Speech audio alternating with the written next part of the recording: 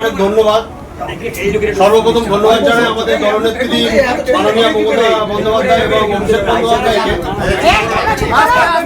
চুপ করলে ভালো, যে তাদের অত্যন্ত সুচিন্তিত মতামতের ভিত্তিতে হাড়োয়ার মতন সেন্সিটিভ এক বিধানসভায় একজন অত্যন্ত সুদক্ষ মানুষ, জানার সঙ্গে দেখা হওয়াটাও আমাদের সৌভাগ্যের। তিনি আমাদের প্রার্থী হিসেবে আগামী দিন থাকবেন, এটা আমরা আশা করছি, এবং আমাদের প্রার্থী হিসেবে তাকে নির্বাচন করার জন্য মমতা বন্দ্যোপাধ্যায় এবং অভিষেক বন্দ্যোপাধ্যায়কে অনেক অনেক ধন্যবাদ জানাই। আর এখানে আজকে যারা উপস্থিত হয়েছেন তারা বিগত দিনেও আমাদের লড়াই সংগ্রামে ছিলেন। আমরা বারাসাত ব্লক 2 এর পক্ষ থেকে আমাদের প্রার্থীকে শুধু একটাই কথা বলতে চাই, সেটা হচ্ছে বারাসাত ব্লক 2 অত্যন্ত সেন্সিটিভ জায়গা। এখানে বিগত দিনে মজিদ মাস্টারের সঙ্গে আমরা লড়াই করে এই দলটাকে প্রতিষ্ঠিত করেছিলাম।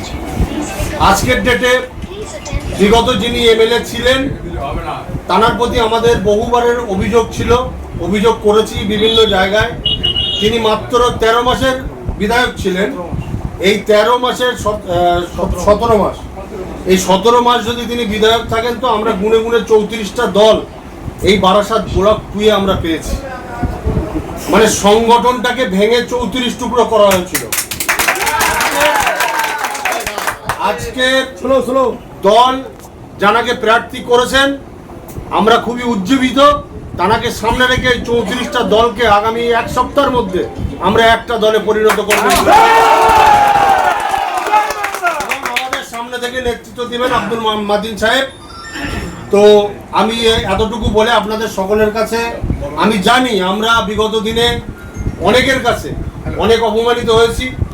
যে রবিউল ইসলাম আমাদের প্রার্থী ছিলেন, আগের এমএলএ ছিলেন, তানার ভোটে যারা আইএসএফ করেছেন, তানার ভোটে যারা সিপিএম করেছিলেন, আজকের ডেটে তারা আমাদের তৃণমূল কংগ্রেসের নেতা হিসেবে পরিচিত এলাকায়।